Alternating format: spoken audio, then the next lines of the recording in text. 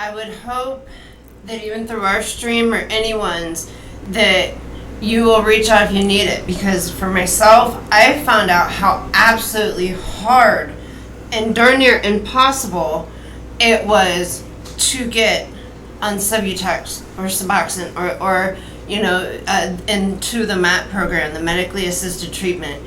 We went to doctors and doctors and doctors, and they wouldn't write, and they don't write for those scripts. They will write you for the pain pills, but they will not write you for the antidotes of it.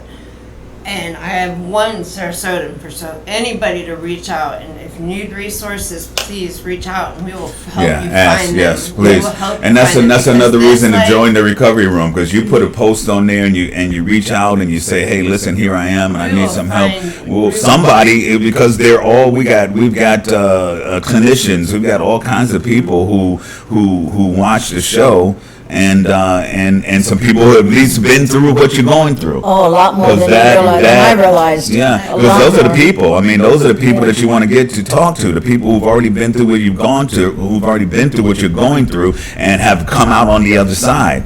You know, God can't fix fake, and it's not that everybody's fake about it, but really just put your heart in there. If you need something, just ask for it. I know that's just ask and you shall receive. Ask and you shall receive. Seek and you shall find. And once you ask and you keep seeking, and you'll find it. And knock on some doors. That's the acronym. Ask is ask and it shall be given. Seek and ye shall find. Knock and the door shall be open. Well, last night I had somebody contact me from the sheriff's department. I didn't do anything wrong. Allegedly. They contact you a lot, don't they, Sean? They worked the other aspect of it, where the boyfriend or husband was a user and was abusing the individual, and how they could seek and find help. Like the shelters to go to, and all the different programs. And they were asking if they could come on the show. So we're touching. It's like I said last night to these guys. It's like we've come full circle. So because we always before just looked at it as this individual user, what can we do to help them stop and get recovery, right? Now we're looking at it at all different angles.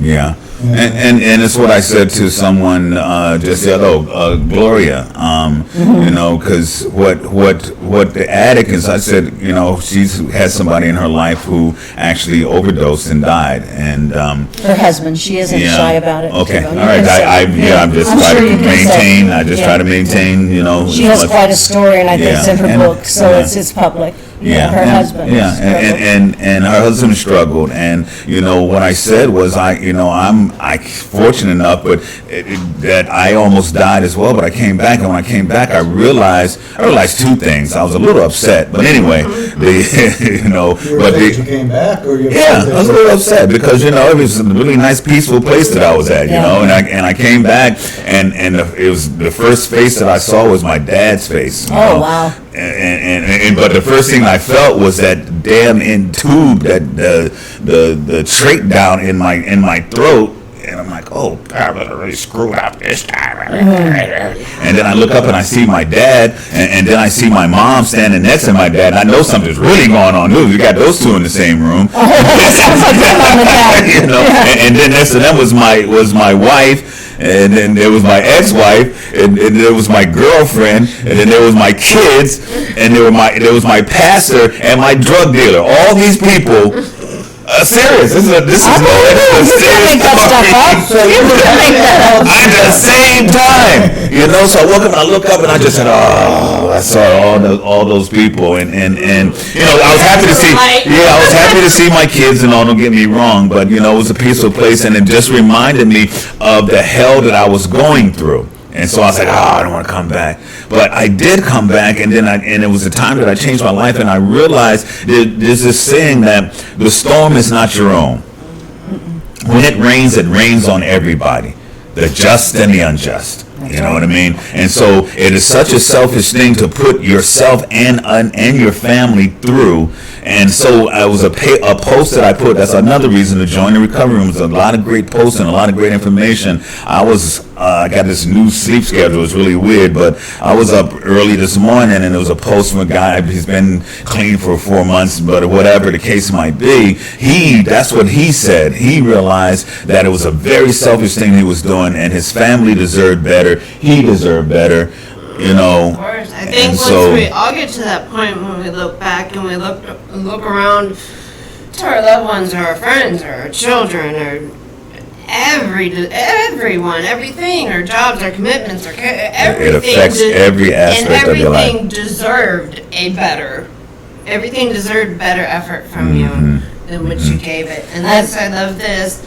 Shout out to everyone who's fighting for their life. Keep the faith and remember you're not alone. And that was just a secondary one to this one here with to recover is to create a life in which numbness is no longer necessary for survival. And I think that's just bringing it out. And when you become real with your story, and when you don't have to maybe look for that numbness or that just stepping back, maybe when you can come out with it and then help find your resources and your support group.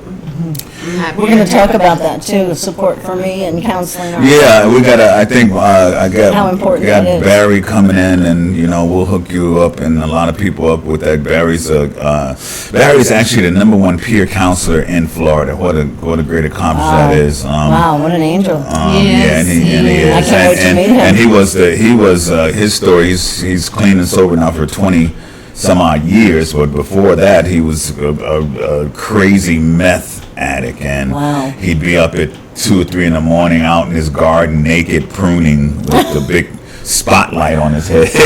What was the thing that spotlight was on his head? I think the prunes were not. I gotta get at least one drum roll. That judge going crazy. What's that? That table with the lights on. Oh yeah. Yeah. I'm here to tell you that if you get broken, it's possible to put yourself back together. I'm here to tell you that if you get lost, it's possible that a light will come dancing on the horizon to lead you home. All right. Find your way back. Those are nice. Find your way back. Well, and you see, there's so much out there that we can do for ourselves. Because after all, isn't it so that it's our decision? It's our job, and at the end of the day, we can get help from people. But unless we've made a decision, nothing happens. Nothing happens. Nobody can do it for you. A decision without action is a choice. There you go. Her favorite quote, and it's one of the best ones, and that's true. And you don't recover from addiction by stopping using.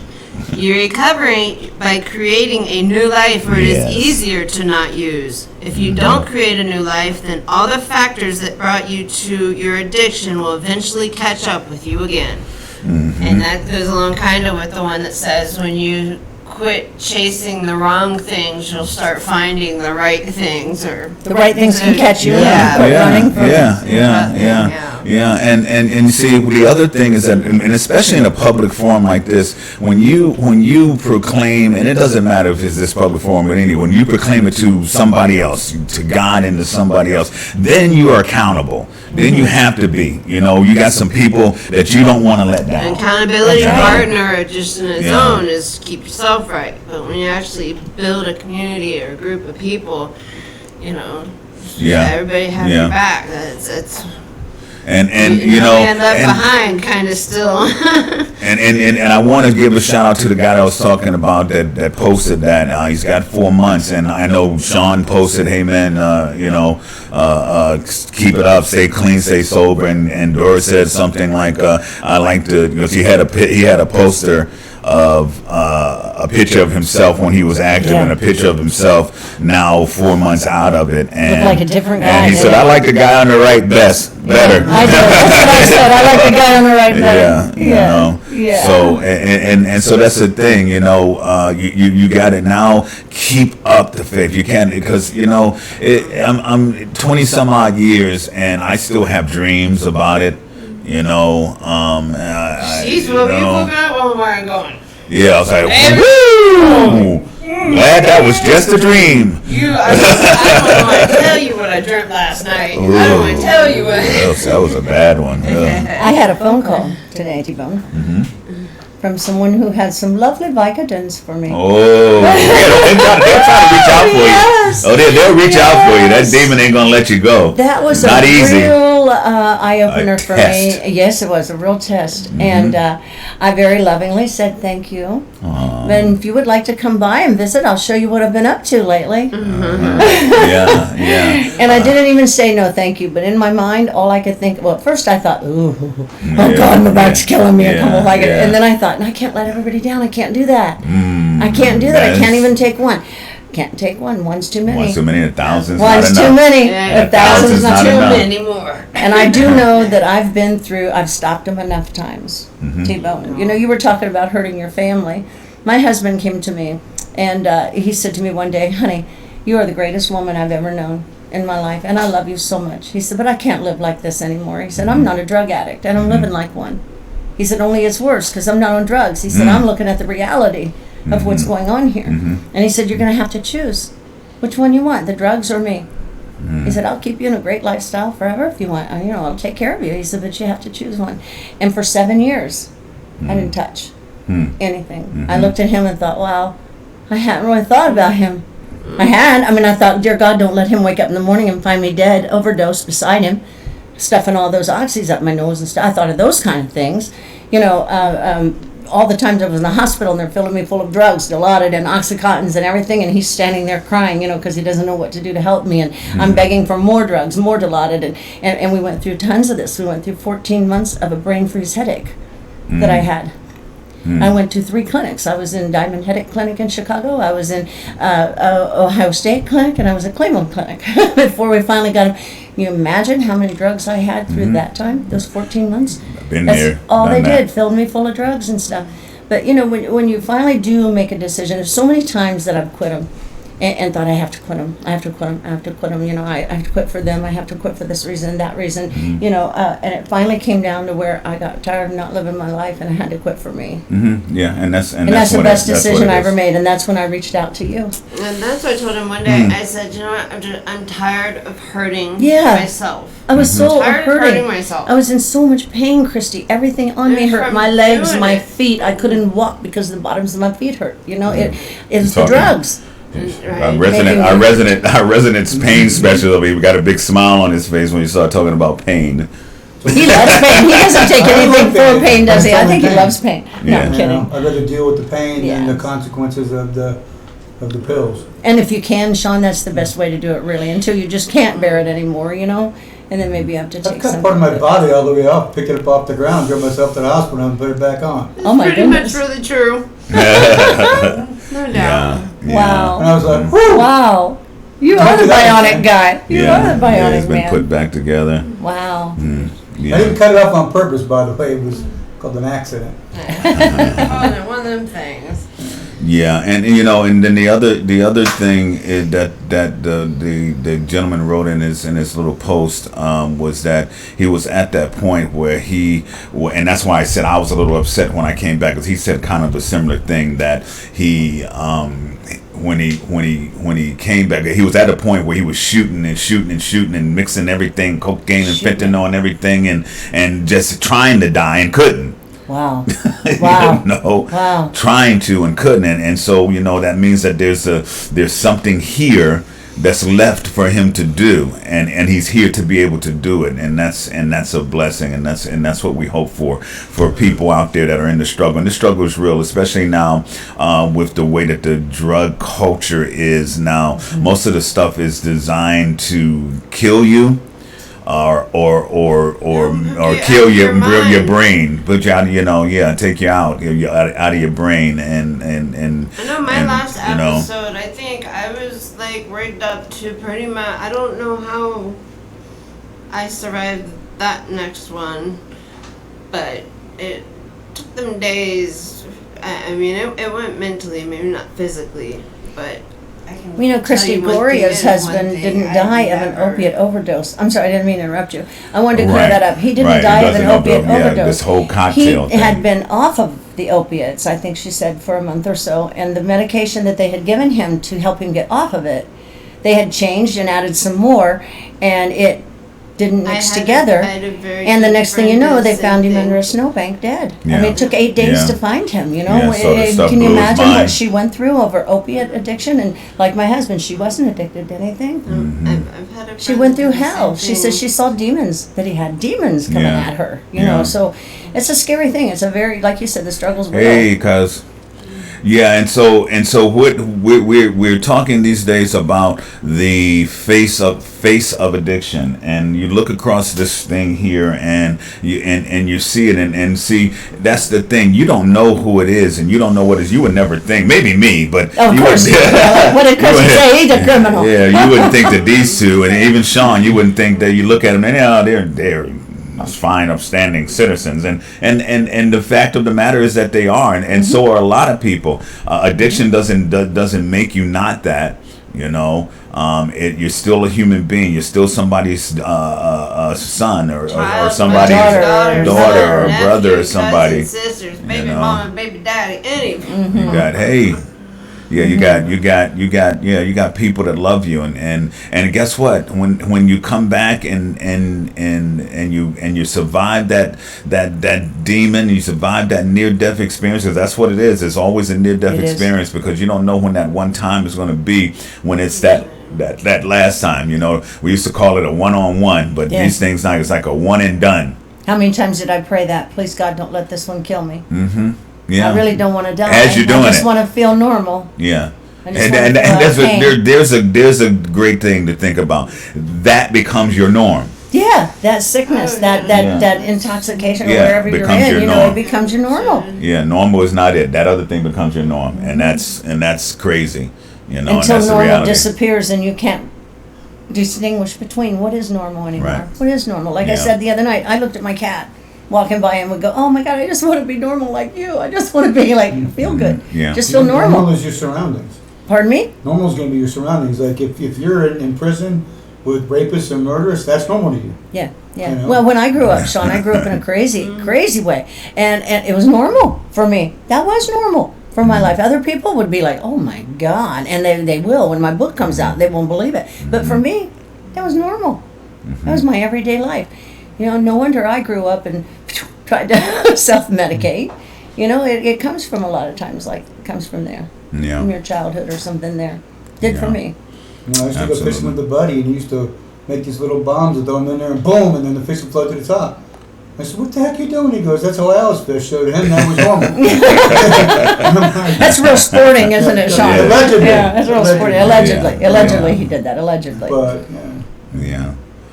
I want to talk about this upcoming thing that we're going to be doing here, and we want to get you guys support for Sean.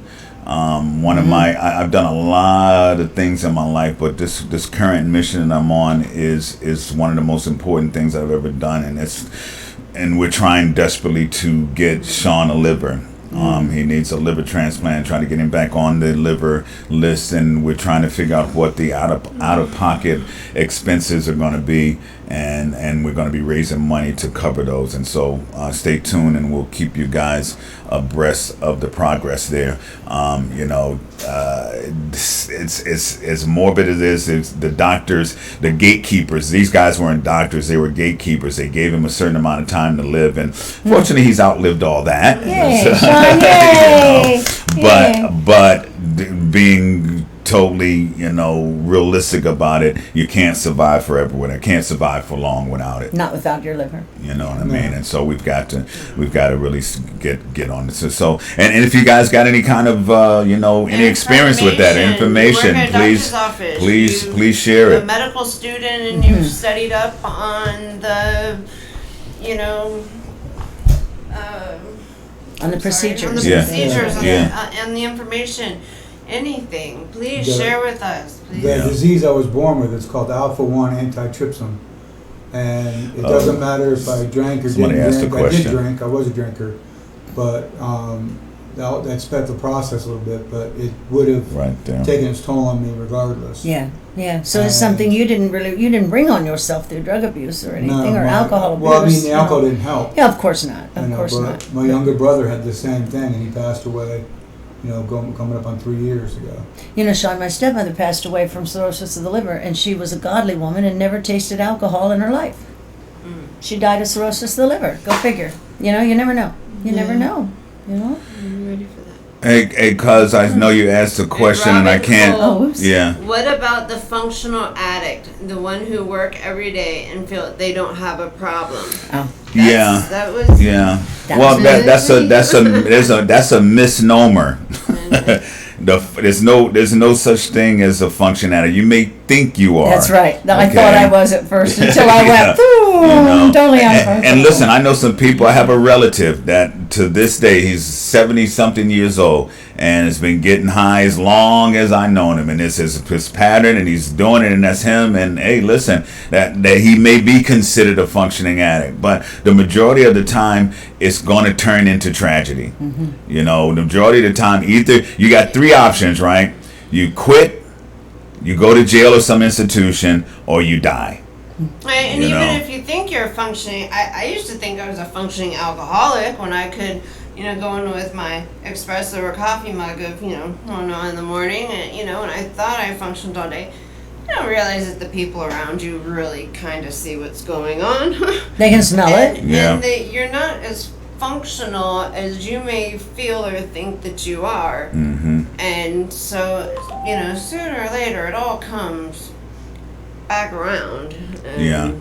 I mean, and again, at the end of the day, it's not for me to say, it's not for anybody to say. If you consider yourself a functioning addict and it's not destroying your family, and it's not destroying anything, hey, just have at it. It's your life. At the end of the day, it's everybody's life. But realistically, this temple that we've been given the keys to manage and body. to take care of this temple, it doesn't deserve to be contaminated with all kind of stuff. Just think, maybe as a functioning addict, you're still doing damage to your body, and maybe, just maybe, you would live a little longer, a little bit better, if you weren't functioning. better. If you weren't Definitely functioning. I think Yeah, definitely even better you for would be myself better. is like a closet self, alone user.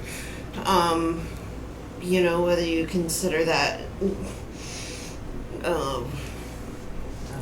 Normal. normal. If you're or- sitting or in your just closet standard. using drugs, Christy, that's probably not normal. Well, no, I hate to tell you this, but that's probably your first sign that's not normal. People do it, they don't. But it was it's- normal for it's- you, wasn't it? It became normal It for was, you. but at the same point, how are you Yeah. spending so much time doing it that then people don't notice? Then, I got animosity later on in my life when I started getting clean towards the ones around me, because I'm like, how did you not notice that I was so I was wrecked dying then. that I needed help? 'Cause you were Why didn't functioning. you help me. Yeah. What, Yeah. because I was functioning at the level of just destruction that I left behind? Everyone tried to help me. Everyone tried to help me. Everybody. I didn't want to Only help. I help mean, wanted yourself. it, but I don't know. I guess I didn't. I guess I wasn't ready or whatever. I don't know. I don't know what it was. I didn't stop. And my last comment on the functioning addict thing, and thank you for asking that, because it's a good question. My last thought on the functioning addict is that is exactly who you are. Whereas you could be the excelling addict. You could be the addict that is living their authentic life and living a better life. Functioning means that you're just getting by, you're just getting through. You know, and that's the answer. Hey, you know, if you want to see, I don't think God made us, any of us, to sit and be mediocre. I don't either. None of us He made will us be grand. mediocre today. Yeah. Every company I Here to do managed, great things. didn't matter what I was hired as, within 3 or 4 months, I was the head person in charge. Because I took over that person's job, took over that person's job, because I had the drive to go on. Mm-hmm. Was I drinking then? Yeah. I mean, I wasn't not on the job, but, Yeah. you know, in my mind, I thought I was doing well. You know, Mhm. my bank, I was like, oh, I got money in the bank, I'm doing, doing Yeah. well. Yeah. You're functioning. Functioning. It can't be too bad. I got money in the bank, I got a job, and Well, I thought I was smart about it too. Like girls I dated in the past, like, how much did you drink today? I bought a kegerator so they couldn't count the empty beer bottles. My glass was always full. I remember a time hiding boxed wine when it first came out Oh. in my closet in my dressing room. I wasn't an alcoholic, but I did enjoy that, and it was funny because my ex-husband would always worry about stuff like that, and I would think, "Oh, this is great. You can't see the box. How Yeah. much? It's Yeah. not How much." much is going? You can pick it up though. yeah. What did Linda say there? When you Yeah. got to stay on top of these It comments says my here. granddaughter prayed for God to take her, that she couldn't live this kind of drugged out life anymore, and He did. He led her to a place where she is finally getting the help she needs. Hopefully she is on her way to recovery now. This lady is a friend of mine, and she's an amazing woman, Christy. She's an amazing lady. She worked for my husband, her husband both, and I've known them both for a lot of years. She's been through a lot of challenges, and yeah, I'm glad to see her speak Well, up. we're happy you're here, Linda. Yeah, and yeah, thank you for Sorry tuning in, and thank you for trouble. sharing. And yes, we are sorry, but you know, at the end of the day, God don't make any mistakes. Nope. You know what I mean? What is to be, and the thing about it, one of my new favorite sayings from a quote that we just had is that smooth seas never made for a skillful sailor. Okay, everybody in this life is going to go through some changes, going to go through some trials and some tribulations. Isn't that so? I mean, that's You're gonna navigate some rough water. you're gonna navigate some rough waters, and if you get through them, well, you learn something, and that's the key. That's the key to somebody that loses their child. That's right. You know, I told somebody that the other day about you. I said, well, you know, what I find to be the most extraordinary thing about Dora and her loss of her son, because no parents certainly wants to outlive their children, was that she's taken it and turned it into a positive, and that's what we have to do. I made a choice to do that. You know? Yeah, exactly. She You could have made a choice to go either way. Oh, I could have very easily. Yeah. I could have. You don't know how much I struggled to stay down in that depression and that grief. You either get bitter or you get Yeah, better. amen. There's another It's great that one. simple. You either take what has been dealt to you and allow it to make you a better person, or you allow it to tear you down. The choice does not belong to fate. It belongs to you.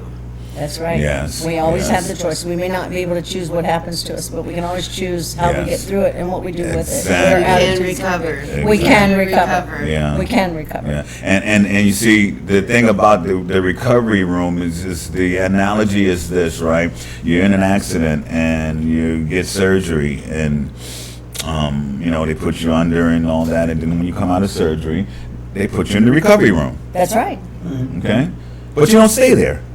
No, you're only for a minute. Isn't it like a minute, I think? You don't stay there. No. You go into wellness. You know, you go into the physical therapy and the things that you have to do to improve. Same thing with addiction. Mm-hmm. You know, you get into that recovery room and then you go and start doing your physical therapy, and you start doing your mental calisthenics, and you start changing those habits and doing things differently. Because see, the subject of transformation is just that. Transformation doesn't mean that you made some changes. It means that you've changed everything. It's that you've left the old behind. Like the Okay. caterpillar and the butterfly. Like a caterpillar, you That's left a that trans- cocoon. Old ways won't Yes. open new doors. So you know, this is and I gotta let you know, because some people fear the other side. Some people fear giving up that life of doom and gloom, because that is what We know. That is what they know. And I want you to know, because as Dora says on my Facebook page, my whatever that top picture is, not my profile picture, but the top picture, my background picture. Where you're looking at yeah, the it says sunset. No, the Hope Dealer picture. Oh, the Hope Dealer. Yeah. That's my favorite. The Hope Dealer. Yeah, Not a dope dealer. Yeah, I mean, we got to be hope dealers, and like Dora now is giving people hope. Chrissy's giving people hope. Sean's giving people hope. When you guys come on here and you post something and you talk about something that you've overcome, you're giving people hope. See, that's why we're here. We're here to be servants to one another. Okay. And at the end of the day, as I say it every time, and I don't want anybody to get me twisted. And let me say this before I say that. Everything doesn't work for everybody. Okay, so we may say something on here that you don't agree with. Just discard it. Don't worry about That's it. right. If it touches you and then hold on to it. Okay. And there's your bottom line. And so at the end of the day, it is up to you to make that decision. It's up to you to be the change that you want, be the hope that you want. You know what I mean? And then it comes around, and this is that selfish thing we're talking about. At the end of the day, it is a very selfish thing also when you decide that you want to take care of yourself. That's that good selfish. Selfish to yourself. That good selfish. Be addicted of taking care. You get addicted of taking care Yeah, of you. not me, mine. That's not what we're talking about. We are talking about I must take care of myself so that I can be a better example for my kids. I can be a better example for my friends. And if it takes you going, you know what, dinner's going to be an hour late because I need to go to an NA meeting tonight. Then That's okay. they can have a snack till you get back and finish dinner. Amen. You know, 'Cause if you ain't you there, have it to ain't set eating. your priorities, because Yeah. what you put before your sobriety is what you're gonna, lose first.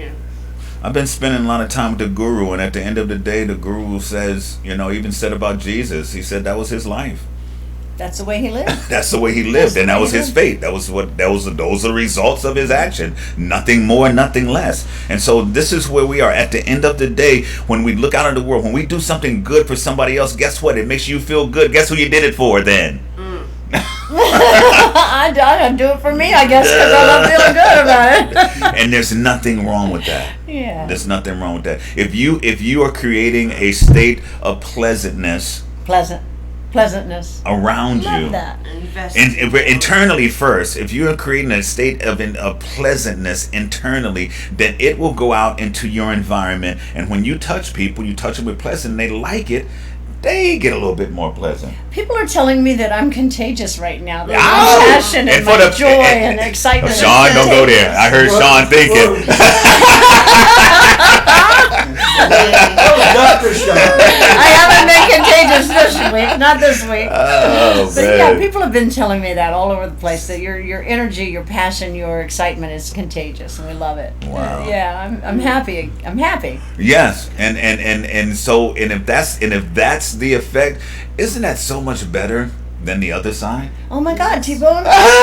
There's no comparison to laying in bed for 3 or 4 days and on the couch for 3 or 4 days and being sick and waiting for the next prescription and paying that doctor that fortune of money to get in there. There's nothing better than being able to, for me, to be able now to make plans with Yeah. people Yeah. and Yeah. actually meet them, and do it. It's fun. It's wonderful. Yeah. Last Yeah. night I had over 50 people that I didn't know that were friend requested me. I'm like, so I'm looking at their page and I did like, too. Who are you? Scroll down, Who are you? please. And because I repost our show again and again and again and again, like 8-10 times a day, and they had just either seen it at because only my friends can see it, Yeah. but my friends will then forward it onto their friends, Yeah. etc.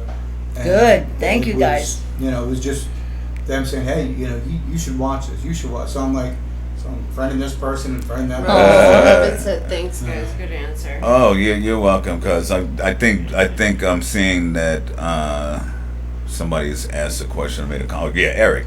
At first, this may sound selfish and self-centered, Yeah. but I am most important.